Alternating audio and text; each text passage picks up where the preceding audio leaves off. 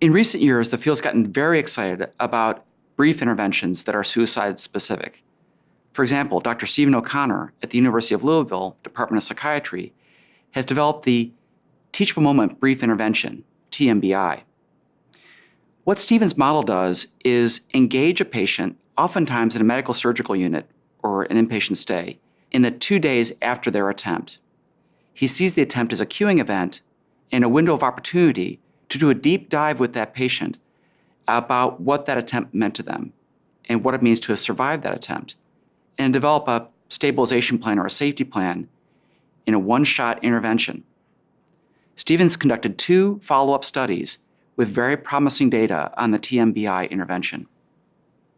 Dr. Peter Britton at the Canandaigua VA has conducted research on motivational interviewing, where patients in this inpatient VA setting are doing motivational interviewing with their therapist, looking at both sides of the attempt experience.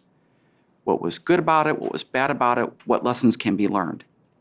It's an interesting and promising treatment, and Peter's now conducting clinical trials. Another exciting brief intervention is crisis response planning. Dr. Craig Bryant at the University of Utah did a very interesting randomized controlled trial comparing the use of a no suicide contract in comparison to a crisis response plan, and found that crisis response plan decreased attempt behaviors by 75% in comparison to a no-harm contract. Safety plan intervention developed by Barbara Stanley and Greg Brown has been a hallmark of the Zero Suicide movement, and there's resources that are available through Zero Suicide about safety planning.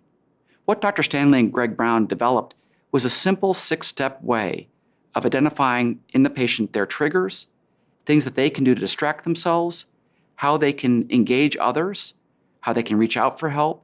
A simple 6-step process, if done thoughtfully and collaboratively, we believe is highly effective. A particularly exciting new intervention developed by Conrad Michel, who's a psychiatrist in Bern, Switzerland, is the Attempted Suicide Short Intervention Program, or Aesop. Aesop is a 3-session engagement on an inpatient unit where the first session focuses on the patient describing in narrative form their suicide attempt in great detail. The second session involves the patient and the clinician watching this narrative interview about their attempt and making observations and developing a stabilization plan. Third session involves yet another review of that video and sort of the key lessons learned in a safety planning strategy. Then after discharge, patients are sent letters to remind them of the intervention over the course of time.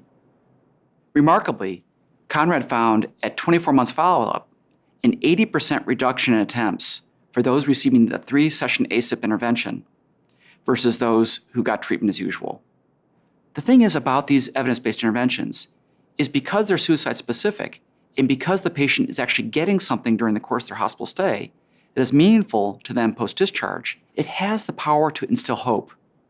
And hope is the key to suicide prevention.